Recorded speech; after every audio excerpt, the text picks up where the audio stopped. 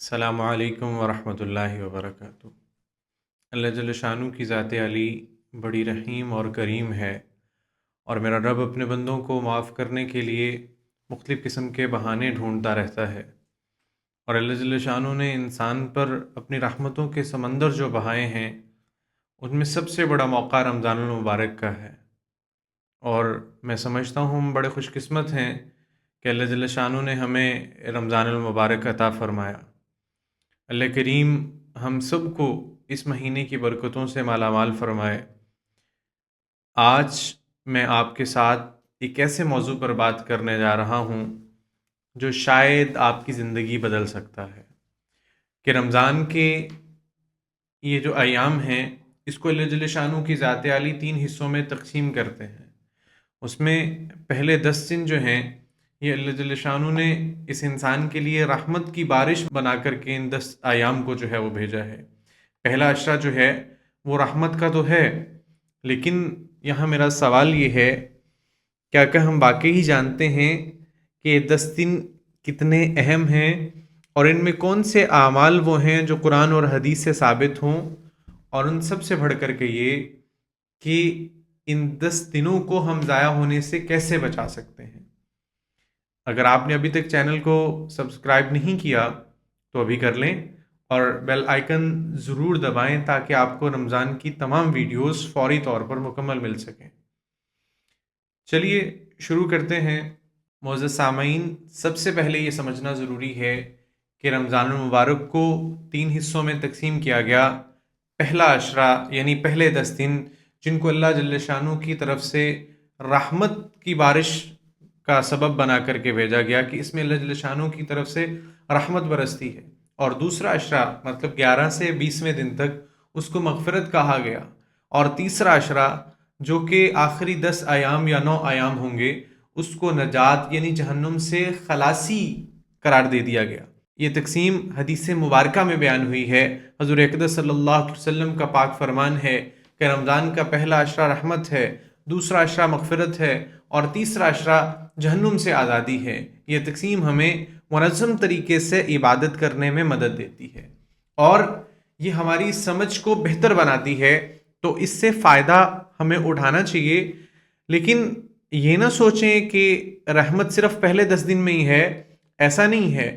رمضان تو پورے کا پورا ہی جو ہے وہ رحمتوں سے بھرا ہوا ہے۔ سمجھنے کی بات یہ ہے کہ وہ رحمت ہے کیا۔ سب سے پہلے ہم اس بات کو دیکھیں گے، قرآن کریم میں اللہ جل شانہ سورہ اعراف کے اندر فرماتے ہیں وَرَحْمَتِي وَسِعَتْ كُلَّ شَيْءٍ، کہ اللہ جل شانہ کی رحمت ہر چیز کو اپنے اندر جو ہے وہ سما لیتی ہے۔ اللہ جل شانہ کی رحمت کتنی وسیع ہے، اور رمضان میں یہ رحمت برستی ہے، اللہ جل شانہ کی طرف سے موسلادھار بارش کی طرح برستی ہے۔ اب آئے دیکھتے ہیں کہ اس مبارک مہینے میں اور کیا کیا ہوتا ہے۔ حدیث مبارکہ میں حضور پاک علیہ الصلوۃ والسلام کا مبارک فرمان صحیح بخاری اور صحیح مسلم شریف کے اندر آتا ہے کہ جب رمضان کا مہینہ آتا ہے تو جنت کے دروازے کھل جاتے ہیں، جہنم کے دروازوں کو بند کر دیا جاتا ہے، شیاطین کو زنجیروں میں جکڑ دیا جاتا ہے۔ اللہ اکبر۔ اب یہ ذرا سوچیں کہ جنت کے 8 دروازے ہیں، ان میں سے ایک دروازہ صرف روزہ داروں کے لیے ہے جس کا نام باب الریان ہے، یعنی سیرابی کا دروازہ، کہ جنت وہ چیز ہے کہ کسی کے دل میں بھی اس کا تصور نہیں ہوتا۔ ایسی جنت اور اس کے 8 دروازے، اور اس میں سے ایک دروازہ جو ہے وہ خاص اللہ جل شانہ روزہ داروں کے لیے کھول دیں گے۔ کتنی بڑی سعادت کی بات ہے، اس سے بڑھ کر کے جو ہے نا اور کیا ہو سکتا ہے۔ اور اس کے علاوہ رمضان المبارک میں ہمیں اللہ نے کیا دیا؟ حضور پاک علیہ الصلوۃ والسلام کا مبارک فرمان ہے جو شخص رمضان میں ایک نفل ادا کرے وہ ایک فرض کے برابر اس کو ثواب ملتا ہے، اور جو ایک فرض ادا کرے اس کو 70 فرائض کے برابر اجر ملتا ہے۔ کتنے بڑے اللہ جل شانہ کی رحمت کے جو ہیں وہ خزانے کھل چکے ہیں۔ سوچئے ذرا، آپ نے فرض جو ہے فجر کی ایک نماز پڑھی، 70 فرضوں کا آپ کو جو ہے نا وہ اجر ملا۔ سبحان اللہ۔ آپ کہتے ہیں کہ 70 مرتبہ کا ثواب، آپ ایک غریب کو کھانا کھلاتے ہیں رمضان المبارک میں تو 70 لوگوں کے کھانے کا اجر اللہ جل شانہ کی رحمت سے آپ کو جو ہے وہ مل رہا ہے۔ کیسی اللہ کی رحمت ہے، یہ کیسی اللہ جل شانہ کی طرف سے سخاوت ہے۔ اور یہ چیز یہاں تک محدود نہیں ہے، بلکہ حضور پاک علیہ السلام کا مبارک فرمان ہے کہ قسم ہے اس ذات کی جس کے قبضہ میں محمد صلی اللہ علیہ وسلم کی جان ہے، روزہ دار کے منہ کی بدبو اللہ کے نزدیک مشک کی خوشبو سے بھی بہتر ہے۔ سبحان اللہ۔ جو چیز ہمیں بری لگتی ہے وہ اللہ جل شانہ کو پسند ہے۔ کیوں یہ اللہ جل شانہ کے حکم کی تکمیل کی جو ہے وہ نشانی اللہ جل شانہ نے یہاں پر عطا کی ہے۔ اور روزہ دار کے لیے ایک اور جگہ پہ حضور پاک علیہ السلام کا مبارک فرمان ہے کہ روزہ دار کے لیے دو خوشیاں ہوں گی، ایک جب وہ افطار کرے گا اور دوسری جب وہ اپنے رب سے ملے گا۔ یعنی پہلی خوشی تو ہم سمجھ سکتے ہیں، میرا آپ کا روزانہ اس سے پالا پڑتا ہے کہ سارا دن بھوکے ہیں، پیاس ہے، گرمی کی شدت ہے اور اپنے کام کی تھکاوٹ ہے، پھر افطار کے وقت ٹھنڈا میٹھا مشروب، وہ لمحہ، وہ سکون کیسا ہوتا ہے، یہ ہم اس کا تصور ضرور کرتے ہیں۔ لیکن دوسری خوشی جو ہوگی نا، جس پہ میں بیسیکلی آج فوکس کرنا چاہ رہا ہوں، وہ دوسری خوشی کیا ہے کہ وہ اس وقت ہوگی جب ہم اللہ جل شانہ کی ذات عالی سے مل رہے ہوں گے، جب اللہ اپنے چہرے سے پردہ اٹھائیں گے اور جب ہم اپنے رب کو دیکھیں گے۔ اللہ اکبر، وہ لمحہ کیا لمحہ ہوگا، اس لمحے میں کیا خوشی ہوگی۔ اصل افطاری تو اس وقت ہوگی جب شربت دیدار ملے گا اللہ جل شانہ کی ذات عالی کے سامنے سے، جب پردے ہٹا دیے جائیں گے تب کیا ہوگا۔ یہ بیٹھ کر کے ذرا اگر دل اس بات کو سوچنے لگ جائے تو یقین جانیے دنیا کی یہ چھوٹی چھوٹی لذتیں یہیں رہ جائیں گی، اور پھر ان لذتوں کا جس کو اللہ جل شانہ شوق دے دے نا، وہ اٹھ اٹھ کر کے دعاؤں میں ان لذتوں کو مانگے گا۔ حضور پاک علیہ السلام کی ذات علی کا مبارک مفہوم ہے کہ 3 آدمیوں کی دعا رد نہیں ہوتی۔ نمبر 1 روزہ دار کی جب تک روزہ نہ کھولے، نمبر 2 عادل بادشاہ کی، نمبر 3 جو ہے وہ مظلوم کی دعا۔ اور روزہ دار کی دعا کب ہے؟ خاص طور پر سحری کے وقت، افطاری کے وقت، تہجد کے وقت، جمعہ کے دن۔ یہ تو اللہ نے ہمیں یہ سیزن دیا ہے، جیسے دکاندار کہتا ہے نا جی ہمارا تو سیزن ہے جی، ہم تو ابھی کام کر رہے ہیں جی، تو یہاں پر یہ اللہ جل شانہ کی ذات علی نے ہمیں سیزن دے دیا کہ اس سیزن میں ہم جی بھر کے جو ہے وہ لوٹ لیں، جی بھر کے اللہ جل شانہ کے خزانوں کو لوٹ لیں، جتنا ہم کما سکتے ہیں وہ کما لیں۔ یہ تو اللہ جل شانہ کی طرف سے رحمتیں اور برکتیں ہیں۔ اپنے لیے اللہ سے دعا مانگیں، اپنے والدین کے لیے، اپنی اولاد کے لیے، اپنے بہن بھائیوں کے لیے، دوستوں کے لیے، باقی سارے کے سارے مسلمانوں کے لیے۔ یہ وقت ہے جب دروازے کھلیں گے، جب گناہوں کی بخشش کے جو ہیں اللہ جل شانہ کی طرف سے فیصلے ہمیں سنا دیے جائیں گے۔ صحیح مسلم میں اور صحیح بخاری میں حضور پاک علیہ السلام کا مبارک فرمان ہے کہ جس نے رمضان کے روزے ایمان اور احتساب کے ساتھ رکھے، اس کے پچھلے سارے کے سارے گناہ معاف کر دیے جائیں گے۔ اور ایک اور حدیث مبارکہ میں آتا ہے جس نے رمضان کی راتوں میں ایمان اور احتساب کے ساتھ قیام کیا، یعنی نماز پڑھی، سادہ لفظوں میں کہیں کہ تراویح پڑھی، تو اس کے پچھلے سارے کے سارے گناہ معاف کر دیے جائیں گے۔ یہ کتنا بڑا اللہ جل شانہ کا کرم میرے آپ کے لیے ہے۔ مکمل معافی کا اعلان ہے، ساری غلطیاں، ساری کوتاہیاں، سارے کے سارے گناہ، بس شرط صرف ایک ہے کہ ایمان ہو ساتھ احتساب ہو، ایمان ہو ساتھ احتساب ہو۔ اب سوال یہ پیدا ہوتا ہے کہ ایمان اور احتساب ہم کیسے لے کر کے چل سکتے ہیں؟ رمضان کے ان پہلے 10 عشروں کو ہم کیسے گزار سکتے ہیں؟ حدیث مبارکہ سے ہمیں جو چیزیں ثابت ہیں ہم ان کو ذرا سٹیپ بائی سٹیپ دیکھیں گے۔ ان میں سب سے پہلے ہے روزہ رکھنا، یہ فرض ہے، لیکن اس فرض کے ساتھ سب سے اہم بات یہ ہے کہ آپ کی نیت صاف ہو، آپ کے تمام اعمال جو ہیں انما الاعمال بالنیات، اعمال کا دار و مدار آپ کی نیت پر ہوگا۔ روزہ صرف اللہ کی رضا کے لیے رکھیں، لوگوں کو دکھلانے کے لیے نہیں ہے۔ آپ سحری جو ہے وہ ضرور کریں، لیکن سحری کو اپنے لیے جو ہے وہ سعادت سمجھ کر کے کریں کہ یہ تو برکت کا کھانا ہے، یہ تو اللہ جل شانہ کی طرف سے ہمیں جو ہے نا حضور پاک علیہ السلام کے ذریعے سے حکم دیا گیا ہے۔ حضور پاک علیہ السلام کی حدیث مبارکہ کا مفہوم ہے، صحیح بخاری میں، صحیح مسلم میں، دونوں جگہ پہ ہمیں حدیث ملتی ہے کہ سحری کھاؤ کیونکہ سحری میں برکت ہے۔ اب برکت ہمیں سمجھ آ گئی تو پھر تو بارے نئے رکھیں گے، لیکن ہمیں تو جو ہے یہ ابھی تک برکت ہی سمجھ نہیں آ رہی۔ اور اس کے ساتھ ہمیں سحری میں جو ہے وہ دیر سے نہ اٹھیں، تھوڑا سا جلدی اٹھ جائیں، تھوڑا سا پہلے اٹھ جائیں، 2 رکعت نفل پڑھ کے اللہ جل شانہ کے سامنے ہاتھ اٹھائیں۔ تہجد میں اس وقت میں اعلان ہو رہا ہوتا ہے کوئی مجھ سے مانگنے والا جس کو عطا کروں، ہے کوئی مغفرت چاہنے والا جس کی مغفرت کر دی جائے، لیکن ہم جو ہیں وہ لمبی تان کر کے سوئے ہوئے ہوں گے تو یار بڑا نقصان ہو جائے گا، بڑا نقصان ہو جائے گا۔ سحری کو اپنی طبیعت کے مطابق جتنا آپ آسانی سے کھا کر کے جس سے آپ کا دن گزر سکتا ہو اس کے مطابق آپ کھائیں۔ اور اس میں آپ کی جو ہے وہ نیوٹریشنل میلز، آپ کی جو باڈی کی ریکوائرمنٹس ہیں وہ ساری کی ساری آپ پوری کریں. اس کو اللہ جل شانہ کا حکم سمجھ کر کے جو ہے وہ چلیں. اور پھر اس کے ساتھ ساتھ جب افطار کی باری آئے تو پھر افطار کو بھی جو ہے وہ اللہ جل شانہ کا حکم سمجھیں، اس کو بوفے نہ بنائیں. بوفے کے آج جو ہے بس مل گیا ابھی کھا لینا، آخری امت ہے یہ کھانا ختم کر کے دنیا سے جائے گی. ایسا نہ ہو کھانا ختم کرتے کرتے ہم خود ختم ہو جائیں. حضور پاک علیہ الصلوۃ والسلام کی تعلیمات ہیں، اسلام کامل دین ہے. اللہ نے ساری کی ساری جو ہے وہ حکمتیں اسلام کے اندر چھپا رکھی. میری آپ کی سمجھ میں نہ آئے تو یہ الگ بات ہے. اور سحری کو افطاری کو جو ہے وہ افطار جو ہے وہ کھجور سے فرمایا افطار کرنا سنت ہے. اور اگر وہ آپ کو نہ ملے تو پھر جو ہے وہ پانی سے افطار کرنا سنت ہے. ہمارے ایک مت چلتی ہے جس میں کہا جاتی ہے کہ نمک سے افطار کرنا، یہ کہیں ثابت نہیں ہے نمک والا. آپ یا تو کھجور سے کریں یا پانی سے کریں، دونوں نہیں ہیں پھر جو اویلیبل ہے وہ کر لیں. نمک سے افطار کرنا یہ کہیں پر بھی یہاں پہ روایت سے ثابت نہیں ہے. اور اس کے علاوہ پھر جب روزہ رکھ لیا تو روزے کے ساتھ ساتھ جو ہے وہ اپنی زبان کے اور باقی اعمال کی بھی پابندی کرنا. حضور پاک علیہ الصلوۃ والسلام کے مبارک ارشاد کا فرمان ہے کہ جب تک تم میں سے کسی کا روزہ ہو تو وہ فحش بات نہ کرے، شور نہ کرے، اور اگر کوئی اسے گالی دے یا لڑائی کرے تو وہ کہے کہ بھائی میں روزے سے ہوں. روزہ صرف کھانے پینے کو چھوڑنے کا نام نہیں ہے، اس کا اصل مقصد تو تقوی حاصل کرنا ہے. قرآن کریم میں اللہ جل شانہ نے جو ہے وہ خود فرمایا کہ ایمان والو تم پہ روزے فرض کیے گئے جیسا کہ تم سے پہلے لوگوں پہ روزے فرض کیے گئے تاکہ تم پرہیزگار بنو. اصل تو اس کا مقصد یہ تھا.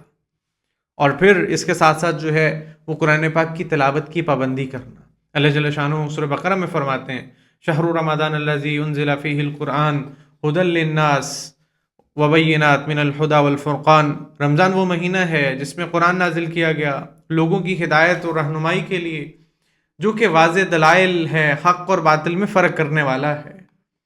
اب قرآن پاک کی اس پابندی پہ ہمیں ملنے والا کیا ہے؟ اس تلاوت پہ اللہ جل شانہ کی طرف سے ہمیں اجر کیا ملے گا؟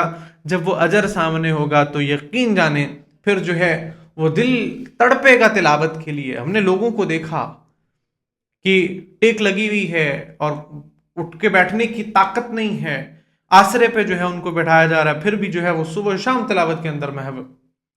اللہ جل شانہ ہمیں بھی ایسے دل عطا کر دے جو اللہ کا کلام پڑھے بغیر سکون ہی جن کو نہ مل سکے. حضور پاک علیہ الصلوۃ والسلام نے فرمایا کہ جس نے قرآن کا ایک حرف پڑھا اس کے لیے ایک نیکی ہے اور ایک نیکی 10 گنا ہو جاتی ہے. یعنی ایک حرف پڑھنے پہ 10 نیکیاں، اور پھر جب رمضان المبارک آئے تو اس کو ہم 70 سے ملٹی پلائی کریں تو یہ 700 نیکیاں ایک حرف پہ بنتی. اور ایک اور روایت میں آتا ہے کہ الف لام میم کو ایک حرف نہیں کو الف الگ ہے، میم لام الگ ہے اور میم الگ ہے، مطلب یہ 3. اور جب اس کو 700 سے ملٹیپلائی کریں گے تو 2100 2100 نیکیاں. قربان جائے اللہ جل شانہ کی رحمت پر. میرا رب کتنا بڑا جو ہے وہ فضل کرنے والا ہے، کتنی اللہ جل شانہ کی رحمتیں جو ہیں وہ موسلادھار بارش کی طرح ہم پہ برس رہی ہیں. بس تھوڑا سا اپنی زندگی کا اس کو جو ہے نا وہ پریکٹیکل وے میں مینج کرنے کی ضرورت ہے کہ ہم روزانہ ایک پارا پڑھیں. 10 دن میں جو ہے وہ 10 پارے ہو جائیں گے. کم سے کم جو ہے وہ 20-25-30 منٹ میں آرام سے جو ہے پارا پڑھا جا سکتا ہے. جس کی سپیڈ ذرا سلو ہو تھوڑا سا ٹائم اور ایکسٹینڈ کر لیں. جہاں ہم سکرولنگ کے لیے اتنا ٹائم نکالتے ہیں تو قرآن کے لیے اتنا ٹائم کیوں نہیں نکل سکتا؟ یہ تو جو ہے وہ صرف ثواب کی کتاب نہیں ہے، یہ تو ہدایت ہے، یہ شفا ہے، اس میں سکون ہے، راحت ہے. آپ کی کامیابیاں کامرانیوں کے جو ہے وہ سارے راز اللہ نے قرآن میں چھپا رکھے. تو پھر اس کے لیے بھی وقت نہ نکلے تو کس کا قصور ہے؟ کس کی جو ہے وہ کم عقلی ہے؟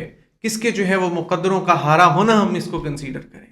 یہ تو اللہ جل شانہ نے ہمیں جو ہے وہ دل کو بدلنے کی کتاب دی ہے، جو جس سے دل بدلیں گے، جس سے زندگیاں بدلیں گی. حضور پاک علیہ الصلوۃ والسلام خود جو ہے وہ جبریل علیہ الصلوۃ والسلام سے جو ہے وہ قرآن سنا کرتے تھے، ان کو سنایا کرتے تھے.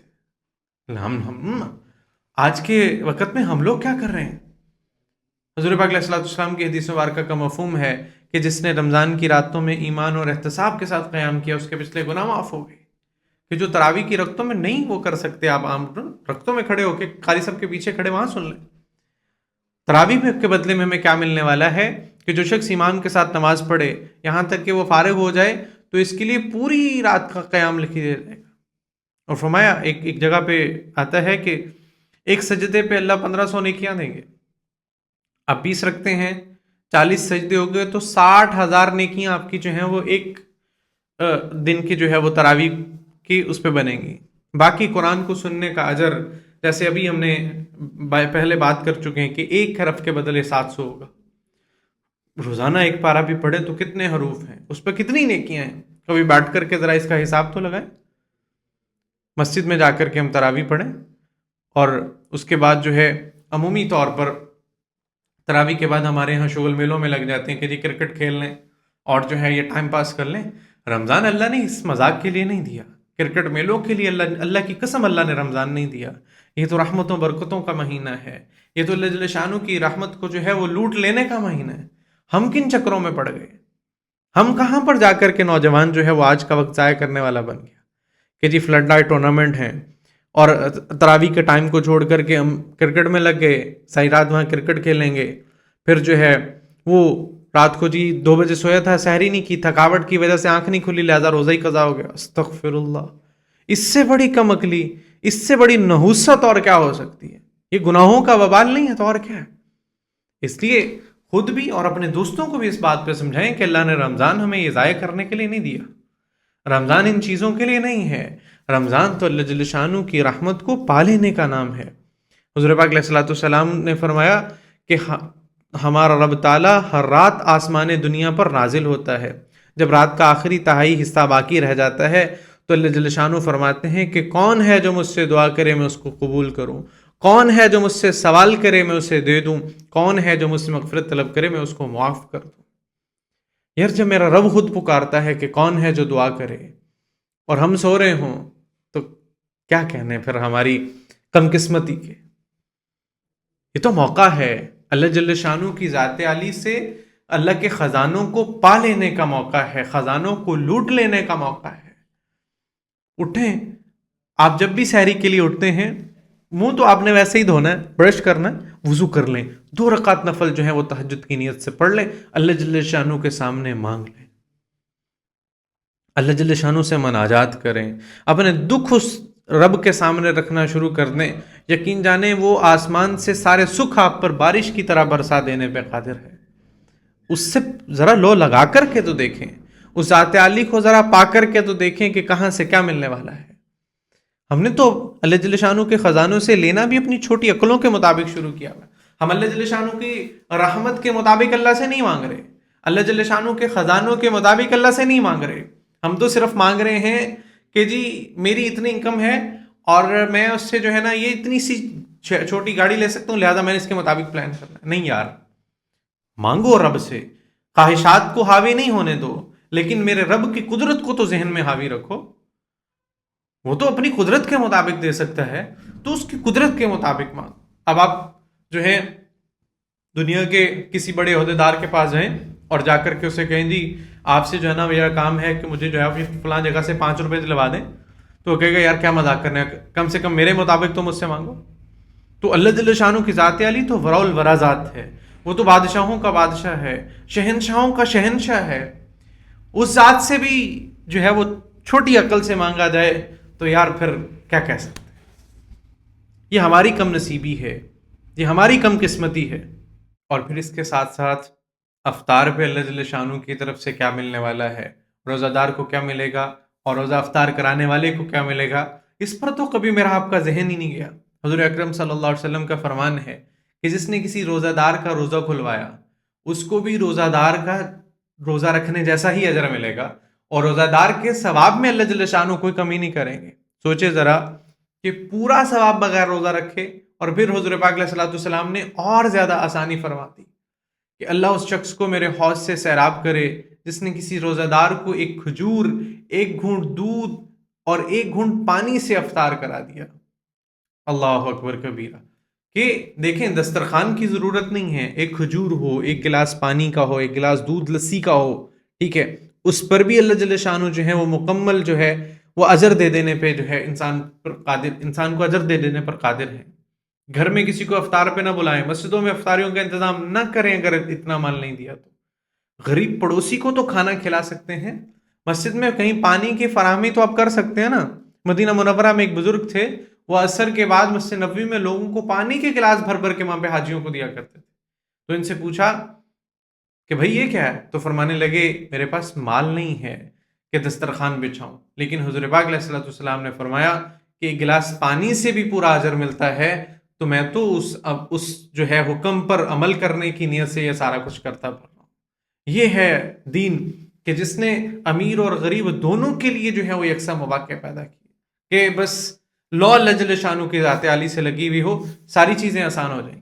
اور ان چیزوں کے ساتھ ساتھ ہم اپنے ذکر کی بھی ترتیب بنائیں. فرمایا ذکر کرنے والا دل جو ہے وہ زندہ کیسی مثال ہے اور ذکر نہ کرنے والا مردہ کیسی مثال ہے. حضور پاک علیہ الصلوۃ والسلام کا مبارک فرمان ہے جس نے دن میں 100 مرتبہ سبحان اللہ و بحمدہ ہی کہا اس کے گناہ معاف کر دیے گئے اگرچہ وہ سمندر کی جھاگ کے برابر ہی کیوں نہ. تو اس لیے روزانہ کی بنیاد پر 100 مرتبہ سبحان اللہ، 100 مرتبہ الحمدللہ، 100 مرتبہ اللہ اکبر، 100 مرتبہ لا الہ الا اللہ، ان ساری دعاؤں کو جو ہے نا اس کی پابندی کرنا. تیسرا کلمہ ہے اگر وہ پڑھ لیں گے صبح و شام جو ہے 100 مرتبہ تو فرمایا غافلین میں شمار نہیں ہوں گے. ایک تسبیح ساتھ ہم درود پاک کی کر لیں، ایک تسبیح استغفار کی کر لیں، اور اس کے ساتھ ساتھ جو عشرہ رحمت ہے اس کی دعا بھی ہے رب اغفر وارحم وانت خیر الراحمین کہ اللہ جل شانہ ہماری مغفرت فرما. اللہ جل شانہ سے مغفرت کی دعائیں کرتے رہنا، درود پاک کی کثرت کرنا. فرمایا جو درود پاک کی کثرت کرے گا اللہ جل شانہ اس پر جو ہے اپنی رحمت کے خزانوں کو کھول دیں گے، اور جو استغفار کی پابندی کرے گا اللہ جل شانہ اس پر جو ہے وہ بند راستوں سے اللہ اس کے کام بنائیں گے استغفار کی پابندی کرنے والوں پر. اللہ جل شانہ فرماتے ہیں وَاسْتَغْفِرُوا رَبَّكُمْ ثُمَّ تُوبُوا إِلَيْهِ، اور اپنے رب سے مغفرت طلب کرو اور پھر اس کی طرف رجوع کرو. کثرت سے استغفر اللہ وَأَتُوبُ إِلَيْهِ جو ہے وہ پڑھتے رہیں کہ اللہ میں مغفرت طلب کرتا ہوں اور تیری طرف جو ہے وہ رجوع کرتا ہوں. رمضان المبارک کے اس مبارک وقت میں اللہ جل شانہ کے سامنے اپنی دعاؤں کو بڑھانا، سحر کے وقت دعائیں کرنا، افطار کے وقت دعائیں کرنا، تہجد میں اٹھ کر کے جو ہے وہ دعائیں کرنا. اور رمضان المبارک کے اندر جو ہے وہ بہت سارے لمحات اللہ ہمیں دیتے ہیں کہ جب ہم اپنے لیے دعا کریں، اپنی اولاد کے لیے، اپنے والدین کے لیے، پوری امت کے لیے. خصوصی طور پر اس وقت جو غزہ کے حالات ہیں، جہاں جہاں مسلمانوں پر ظلم ہو رہا ہے، وہاں پر جو ان سب کے لیے اللہ جل شانہ سے رحمتیں اور برکتیں مانگنا. اور پھر اس کے ساتھ ساتھ صدقہ اور خیرات کی کثرت کرنا. حضور اقدس صلی اللہ علیہ وسلم رمضان میں سب سے زیادہ سخی ہوتے تھے. ابن عباس رضی اللہ عنہ فرمایا کرتے تھے کہ رسول اللہ صلی اللہ علیہ وسلم لوگوں میں سب سے زیادہ سخی تھے، اور رمضان میں جب جبریل علیہ الصلوۃ والسلام ملتے تو اور بھی زیادہ جو ہے وہ سخی ہو جاتے. اب چھوٹے چھوٹے صدقات، ضرورت مندوں کو کھانا کھلا دیں، مسجد میں پانی کا انتظام کر دیں، کسی حقدار طالب علم کی فیس کا انتظام کر دیں، یتیم خانے میں عطیہ کر دیں، اسلامی کتابوں کی تقسیم میں لگا دیں، اپنے ہمسایوں کا بالخصوص اپنے غریب رشتہ داروں کا خیال رکھیں. وہاں پہ اللہ جل شانہ کی طرف سے آپ کو دوہرا اجر ملنے والا ہے، ایک ان کی قرابت کا اور دوسرا جو ہے ان کی مالی معاونت کرنے کا. حضور اقدس صلی اللہ علیہ وسلم کا فرمان ہے کہ صدقہ کرنے سے مال کم نہیں ہوتا، بلکہ اللہ جل شانہ رحمتیں جو ہے اللہ جل شانہ کی طرف سے اس میں برکت ڈل جاتی ہے. اور اس کے ساتھ ساتھ سب سے امپورٹنٹ کام جو رمضان میں کرنے والا ہے، حضور اقدس صلی اللہ علیہ وسلم فرمایا کہ جو چاہے کہ اس کی روزی میں وسعت ہو اور اس کی عمر میں برکت ہو تو اسے چاہے کہ وہ صلہ رحمی کرے، رشتہ داروں کے ساتھ جو ہے اپنے تعلقات کو بہتر بنائے. اب وہ کیسے کر سکتے ہیں کہ فون کر لیں اگر دور بیٹھے ہوئے ہیں، والدین سے ملیں، ان کی خدمت کریں، اپنی پرانی ناراضیوں کو دور کر دیں، معافی مانگے جہاں ضرورت ہو. کوئی فرق نہیں پڑنے والا، آپ کے جو ہے وہ جھک جانے سے اللہ جل شانہ رحمتوں اور خزانوں برکتوں کے وہاں سے خزانے اتارے گا، جس کی برکت سے اللہ جل شانہ آپ کی جو ہے وہ عزت میں اور زیادہ اضافہ کرتے ہیں. تو اب ہم بات کرتے ہیں رمضان المبارک کی کچھ معمولات کی کہ صبح فجر کے بعد جو ہے وہ فجر سے پہلے اٹھ کر کے 2 رکعت نفل پڑھ کے تہجد پڑھ لیں، فجر پڑھیں، فجر کے بعد تھوڑی بہت تلاوت کی ترتیب رکھیں، اور پھر جیسے میں نے ابھی عرض کیا کہ تیسرا کلمہ، استغفار اور درود پاک جو ہے ان تسبیحات کی پابندی کر لیں. اور پھر جب سورج نکل آئے، سورج نکلنے کے 12 سے 20 منٹ کے بعد جو ہے وہ فرمایا جو 2 رکعت اشراق کے پڑھے گا مقبول حج اور عمرے کا جو ہے وہ اس کو اجر ملے گا. مقبول حج اور عمرہ کہ جو اللہ کے ہاں قبول بھی ہو چکا ہو 2 رکعت نفل پڑھنے پہ. اور فرمایا جو اس کے ساتھ 2 نفل اور پڑھ لے گا سارے دن کے اس کے کام اللہ جل شانہ اپنے ذمہ لے لیں گے. پھر اس کے ساتھ جو ہے وہ چاشت کے نوافل پڑھنا. فرمایا جب سورج کی تپش فیل ہونا شروع ہو تو اس وقت چاشت کے نفل پڑھنا کہ ہر آدمی کے جسم کے جو ہیں وہ 360 جوڑ ہیں، ان جوڑوں کا صدقہ دینا اس پر لازم ہے، اور چاشت کے نفل جو ہیں وہ انسان کے اس جوڑوں کا صدقہ ہے۔ اور پھر فرمایا جو اس کی پابندی کرے گا اللہ جل شانہ اس کے رزق میں برکت ڈالیں گے۔ پھر اسی طریقے سے ظہر کا وقت ہو جائے گا تو ظہر کی نماز کے ساتھ متصل جو ہے وہ تھوڑی تلاوت کر لینا، عصر کی نماز میں جو ہے وہ ساتھ تلاوت کرنا، اور پھر افطار سے پہلے خصوصی طور پر دعاؤں کی پابند جو ہے وہ خصوصی طور پر دعائیں مانگنا، اپنے لیے، اپنے گھر والوں کے لیے، اپنے دوست احباب رشتہ داروں کے لیے جو ہے وہ خصوصی طور پر دعائیں مانگتے رہنا۔ اس کے بعد جو ہے پھر مغرب ہے، مغرب کے بعد اوابین کے نوافل ہیں، فرمایا جو نفل پڑے گا اللہ جل شانہ اس کو جنت میں محل بنا کر کے دیں گے۔ اسی طریقے سے عشاء ہے، پھر تراویح ہے، تراویح کے بعد بھی تھوڑی چہل قدمی ہو جائے، ساتھ جو ہے دعاؤں کا وہاں پر بھی اہتمام ہو جائے۔ سونے کی ترتیب جو ہے وہ کم سے کم بنائیں، آپ کی جسم کی جو ضرورت ہے 6 سے 8 گھنٹے سوئیں، اس سے زیادہ نہ سوئیں۔ اس وقت کو جو ہے وہ آپ اللہ جل شانہ کی محبت میں، قرآن کی تلاوت میں اور حدیث مبارکہ کو سیکھنے میں، ان چیزوں کے اندر جو ہے اس کو لگائیں۔ رمضان المبارک میں نا ہم کچھ غلطیاں کرتے ہیں، وہ غلطیاں کیا ہیں کہ پورا دن سوئے رہنا اور پوری رات جاگتے رہنا۔ یہ رمضان کا مقصد نہیں ہے، رمضان تقویٰ کے حصول کے لیے ہے، تربیت کے لیے ہے۔ اگر آپ دن کو سو رہے ہیں تو آپ کو بھوک پیاس کا احساس ہی نہیں ہوگا۔ اس کا حل کیا ہے؟ نارمل روٹین رکھیں، تھوڑا بہت کیلولا ضرور کر لیں، لیکن پورا دن نہ سوئیں۔ جس مقصد کے لیے اللہ نے ہمیں، جس پریکٹس پہ اللہ جل شانہ لانا چاہ رہے ہیں، اللہ ہمیں بھوکا پیاسا رکھ کر کے کیا کریں؟ اصل تو ہے کہ تقویٰ کا حصول ہو، اپنی خواہشوں کو مارنا ہو، اللہ جل شانہ کے حکموں کے تابع اپنے آپ کو لے کر کے یہاں سحری کر کے سو جائیں، ساری رات کرکٹ کھیلیں، اور پھر جو ہے اسی ترتیب پہ چلے جائیں، نہ دعاؤں کا مانگنا، نہ قرآن کی تلاوت، نہ اللہ کے سامنے رونا دھونا۔ جب کچھ حاصل ہی نہ کر سکے تو یہ مہینہ جیسے آیا تھا ویسے کا ویسے چلا جائے گا۔ اور پھر اس کے ساتھ ساتھ جو ہے وہ اپنے کھانے پہ فوکس کرنا، افطار کو بفے نہیں بنائیں کہ لمبی لسٹیں ہوں، لمبی لائنیں ہوں، اور اتنا کھا لیا جائے کہ مغرب کی نماز تک جو ہے وہ قضا ہو جائے، اور پھر اگر وہ بچ جائے تو پھر زیادہ کھانا کھانے کی وجہ سے تراویح میں نیند آتی رہے، اور پھر جو ہے وہاں جا کر کے آپ ڈسٹرب ہوں، ساتھ والوں کو بھی ڈسٹرب کریں۔ اور رمضان جو ہے یہ ڈرامے اور فلمیں دیکھنے کے لیے نہیں ہے، سوشل میڈیا پہ بیکار چیزیں دیکھنے کے لیے نہیں ہے، یہ مذاق کر رہے ہیں ہم۔ حضور اقدس صلی اللہ علیہ وسلم کی حدیث مبارکہ کا مفہوم ہے کہ بہت سے روزہ دار ایسے ہیں کہ جن کو روزے سے صرف بھوک اور پیاس کے سوا کچھ بھی حاصل نہیں ہوتا، کہ وہ جیسے تھے ویسے کے ویسے ہی رمضان سے نکل جاتے ہیں۔ تو اس لیے موبائل کا استعمال کم سے کم کریں، قرآن اور ذکر میں اپنے آپ کو زیادہ سے زیادہ لگائیں، غصہ نہ کریں، غلط باتوں کی طرف نہ جائیں۔ حضور پاک صلی اللہ علیہ وسلم کے مبارک ارشاد کا مفہوم ہے کہ جب تم میں سے کسی کا روزہ ہو تو فحش بات نہ کرے اور شور نہ کرے، غیبت، چغلی، جھوٹ، گالی گلوچ، یہ سب روزے کو خراب کرتے ہیں۔ اور اس کے ساتھ ہم تراویح کو مس کر کے جم میں چلے جاتے ہیں۔ مولانا عباد اللہ صاحب دامت برکاتہم فرماتے ہیں کہ اگر انسانوں میں جو پاگل ہیں، پاگلوں کو سینگ نکلتے تو سب سے پہلے ان کو نکلتے جو تراویح کی رکعتوں کو چھوڑ کر کے اس ٹائم میں جا کر کے جم میں لگے ہوئے، کہ اللہ جل شانہ نے جو ہمیں وہ پریکٹس دی کہ جس پر بے بہا اجر ملنے والا ہے، جیسے میں نے پہلے ابھی عرض کیا کہ ایک سجدے پہ کیا ملے گا، ایک حرف کو سننے پہ کیا ملے گا، اس کو چھوڑ کر کے اس ٹائم پہ جا کر کے جو ڈمبل اٹھا کر کے پریکٹس کر رہا ہوگا، ایکسرسائز کر رہا ہے، اس وقت میں اپنے آپ کی جو ہے وہ باڈی بنانے کے چکر میں ہے، تو میرا بھائیوں والا مشورہ ہے کہ بجائے باڈی کے نا یہ پہلے اپنے دماغ کا علاج کرائے۔ جو اللہ جل شانہ کے حکم کے صحیح اور غلط کو نہیں سمجھ سکتا تو اس کا دماغ نہیں خراب تو اور پھر کیا یار۔ اللہ جل شانہ کی طرف سے اس جو ہے اس مہینے کی رحمتوں کو سمیٹنے کا وقت ہے۔ آپ جم جائیں، مجھے کوئی اعتراض نہیں ہے، آپ تراویح پڑھیں، تراویح کے بعد ان رحمتوں کو چھوڑ کر کے وہاں نہ جائیں۔ کچھ لوگ ایسے سوچتے ہیں کہ جی رمضان میں تو سارے گناہ معاف ہو جائیں گے، تو گناہوں کو جاری رکھتے ہیں۔ یہ اللہ جل شانہ کی ذات عالی کے ساتھ مذاق ہے۔ توبہ کا مطلب گناہ چھوڑ دینا ہے، نہ کہ موقع تلاش کرنا۔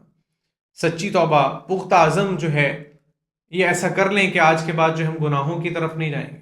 یہ رحمت کا عشرہ ہے، یہ 10 دن آپ کی زندگی کو بدل سکتے ہیں، لیکن شرط یہ ہے کہ آپ اخلاص سے محنت کرنے والے ہوں، اپنی نیت کو صاف رکھیں، اللہ جل شانہ کے سامنے جو ہے اپنے آپ کو پیش کر دیں۔ چھوٹے چھوٹے اعمال ہوں تو وہ بھی کریں، چھوٹے اعمال بڑھ جاتے ہیں، شرط یہ ہے کہ ان کو مسلسل کرنے والے بننے، تھوڑا مستقل مزاجی سے ہوں، اور دعاؤں کو جو ہے دعاؤں کے وقت کو ہم اپنا تھوڑا سا بڑھا لیں۔ یہ سب سے طاقتور اختیار ہے کہ ہم توبہ کریں۔ اللہ جل شانہ کی توبہ کے دروازے ہر وقت کھلے ہوئے ہیں۔ قرآن کریم میں اللہ جل شانہ فرماتے ہیں वल्लदीन जाहदू फीना लनहदियन्नहुम सुबुलना, कि जिन लोगों ने हमारी राह में कोशिश की हम जरूर उन्हें अपनी राहें दिखाएंगे। हम जरा कोशिश तो करके देखें, अल्लाह जल्ल शानू के सामने जाकर के अपने आप को पेश तो करें, अल्लाह रास्ते दिखाएगा। रमज़ान का पहला अशरा अल्लाह जल्ल शानू की तरफ से रहमत का है। इन 10 दिनों में जन्नत के दरवाजे खुले हैं, शैतान जकड़ा हुआ है। अल्लाह जल्ल शानू पुकार रहे हैं, कोई है मुझसे मांगने वाला जिसको मैं अदा करूं। हर अमल पर आपको 70 गुना मिल रहा है, आपकी दुआएं कबूल हो रही हैं। इसलिए हमें ज़रूरत है कि हम इखलास के साथ कोशिश करें। और अगर आपको ये वीडियो फ़ायदेमंद लगी हो तो लाइक ज़रूर करें, शेयर करें अपनी फैमिली और दोस्तों के साथ, और कमेंट में हमें बताएं कि आपको इसमें कौन सा सेक्शन सबसे अच्छा लगा, ताकि हम उसमें मज़ीद बात कर सकें। और अगर आपको कहीं पर आपका कोई सवाल हो तो बिला झिझक बोल दीजिए, ताकि हो सकता है आपके उस सवाल की वजह से किसी और को भी जो है वो फ़ायदा हो जाए। अल्लाह जल्ल शानू से दुआ है कि अल्लाह पाक हमें इस रमज़ान को बेहतर बनाने की तौफीक अता फरमाए, इखलास के साथ इबादत करने की अल्लाह तौफीक दे, अल्लाह की रहमत और मग़फ़िरत और निजात अल्लाह जल्ल शानू हमें हासिल करने की तौफीक दे दे। हमारी दुआएं अल्लाह के यहाँ कबूल हों, हमें अल्लाह जल्ल शानू लैलतुल क़द्र अता करे, अल्लाह हमें जन्नतुल फ़िरदौस अता करे। आमीन या रब्बल आलमीन।